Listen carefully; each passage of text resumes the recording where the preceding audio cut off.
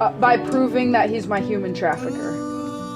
Yeah, or even abuse, dude, because he is an abuser. Well, that at the very least, but I think when you take a child and they're not allowed to speak unless spoken to, they can't go to school, they shave your head, that's slavery. That's human slavery. Yeah, you're right. I had to stay home from school, sacrifice my education so Becky could go to work and I could watch his daughters. I mean, that's what that is. Yeah. And that's easy to prove. Go look at my school records, you know? Why did you shave my head, man? So mad. And poor Becky. She doesn't even know what's going on, dude. She's totally living in her insulated Mormon world. You know what I mean? Yeah. I just really hope that the Mormons start to wake up to the shit that they're throwing money at. Yeah, I hope so too. I see what you're saying about trafficking now. I totally get it. Well, and that's why I want to link it into the Mormon church, because the whole Book of Mormon is about the Lamanites versus the Nephites, you know? And it's their doctrine that God cursed people with dark skin, and that in the afterlife, those people are going to be slaves.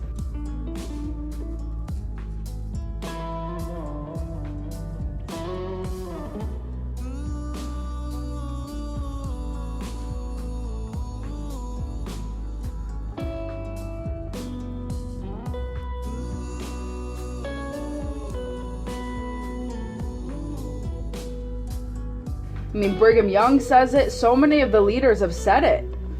So it's like, Sean, answer this. If you believe in the afterlife, that, you know, dark-skinned people are going to be your slave, why wouldn't I be your slave in this life?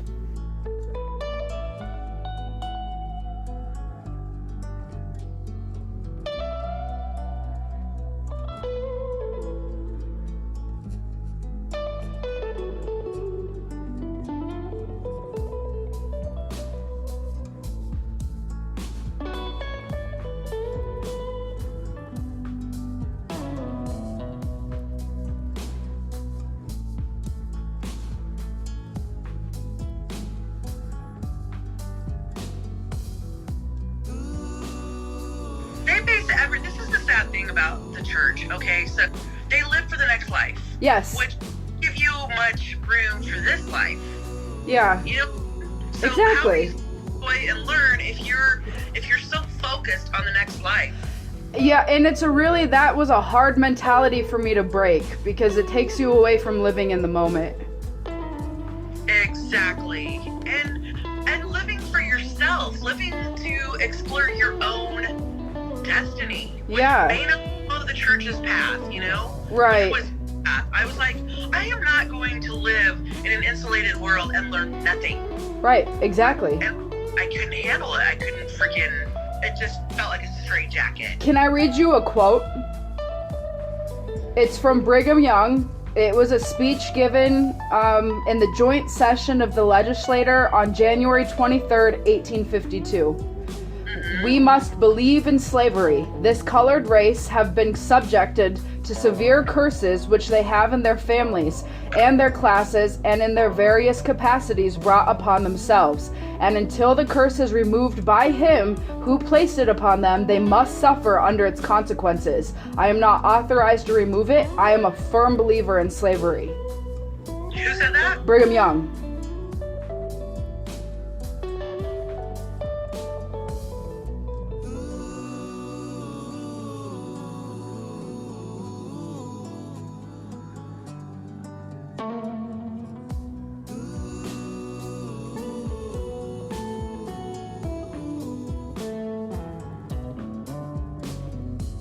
Yeah, so then you have the Book of Mormon, which is all about the war between us and the white people.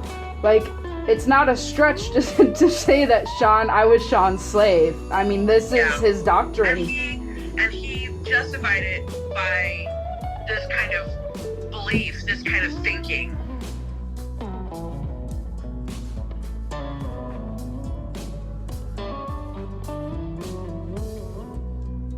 Yeah, and you know how often he threw my skin color in my face?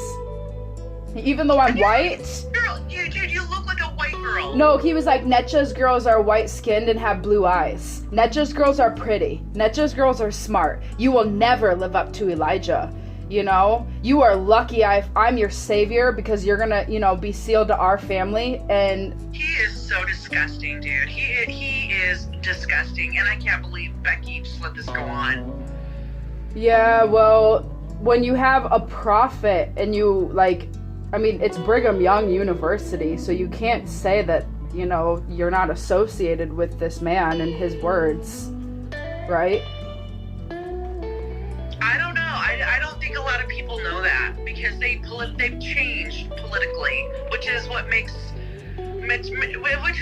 religion so disgusting to me. It's disgusting. I can't join religion because it's a political thing. It is. Dominance. It's about domination.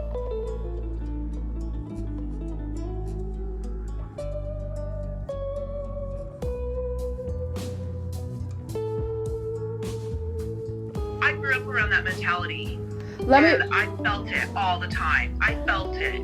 Let me read you another quote. In 1960, okay? This was in Grandpa's lifetime. This was his prophet, Spencer W. Kimball, at General Conference, October 1960.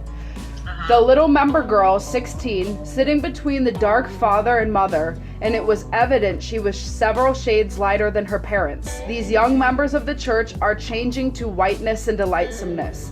This was about a Navajo and the Navajo placement program. Oh my God, no. She probably had a different father. Yeah. Delightsomeness. That is so funny. That was just in 1960, dude. Like, they sustained him as a prophet, and now they're like, Black Lives Matter. Yes, I know.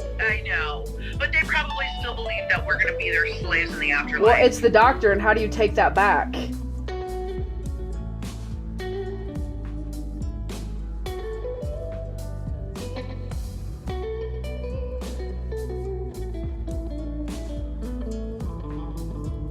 I have another Brigham Young quote, okay?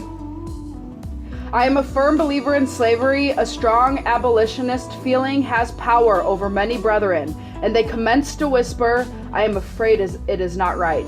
I know slavery is right, and there should be a law made to have the slaves serve their masters because Negroes are not capable of ruling themselves. Oh my God. I mean, that's a Brigham Young, man. That's BYU. Wow. Yeah. I wish people have really examined this. I mean, let me ask you a question. So, how much of this belief, how much of their belief that we're going to be their slaves, do they? Remember the war in heaven? We were taught that we all had the war in heaven, and so they say that you were cursed with dark skin based on the war in heaven choices, right? I've never heard that. Yeah, that's what I was taught in seminary. Maybe I can sit still and I just didn't pay attention. I don't know. Yeah, you gotta listen to like My Turn on Earth. So it's like all about that war in heaven, and then we came here. Yeah. I used to love that musical, but now I can't listen to it. I'm like, oh God. So they believe in the war in heaven, and you're cursed with dark skin.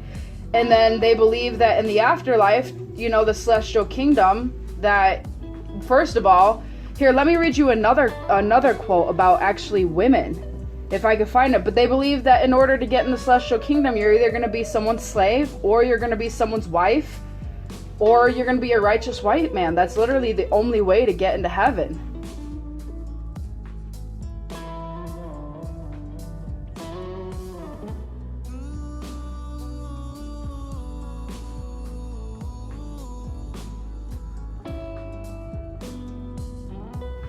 Oh, listen to this. I remember my mom telling me about the Mickelsons. So Ron's ex-mother-in-law, Jean. She's teaching a Sunday school lesson in Relief Society, and she was saying, I think I was actually sitting in on this one. Anyway, she said that the only people who actually get to procreate with their husband is if you're in the top celestial kingdom. Yes. There's no reason to procreate, and there's no reason to have sex. So the only people who actually get to have sex are the people who are in the highest kingdom. Yeah, well, because you're going to get your own world is what I was taught, and you're going to have to multiply it. Yes, and the way she the way she said it was like, you're not going to be able to enjoy sex with your husband unless you go to the top kingdom, this top celestial kingdom. And I'm like, what? Oh. Okay, so isn't that just another reason to, you know, make everything wonderful in this life so you can go, well, you're populating your own world with your husband. Otherwise, there's no need to have sex. You're not going to be able to enjoy sex because there's no need for it. There's not going to be no populating any planets or anything. I know. That joy is going to be gone. And you're just going to be eternally pregnant if you are righteous, and that's what turned me off. You putting something like that into human terms is just, it seems so stupid to me. Yeah. So I got a good, okay, this reminds me, I got a good quote. Who is this? This is Apostle Erastus Snow. Salt Lake City, October 4th, 1857. No woman will get into the celestial kingdom except her husband receives her, if she is worthy to have a husband, and if not, somebody will receive her as a servant. Exactly. This is the total white guy's freaking religion. Totally. Exactly. Oh, I have another Brigham Young quote. Shall I tell you the law of God in regard to the African race? If the white man who belongs to the chosen seed mixes his blood with the seed of Cain, the penalty under the law of God is death on the spot. Oh, yeah, I heard that one. Well, that's probably why Mom and Dad always told me, you need to marry within your race. You need to find an Indian man. Oh, yeah.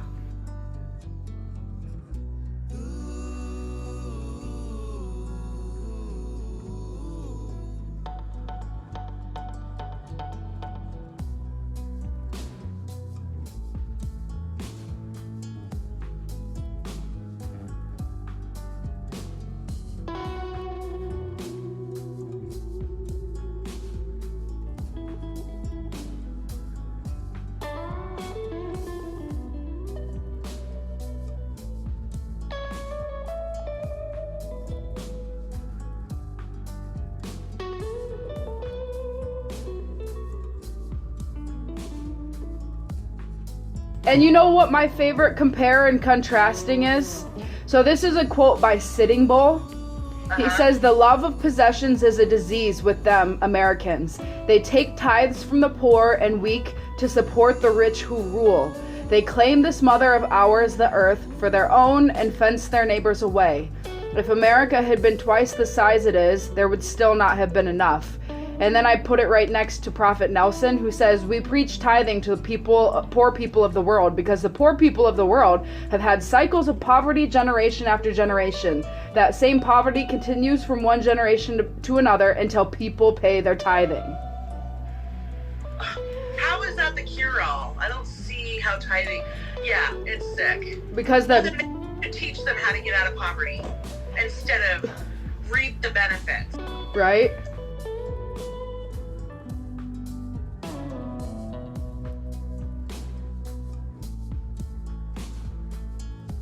Yeah, because of their belief, which is Mother Earth. Yeah. You know, no one owns the land. They were laughing. Yeah, well, when you have a prophet and you, like, I mean, it's Brigham Young University, so you can't say that, you know, you're not associated with this man and his words, right?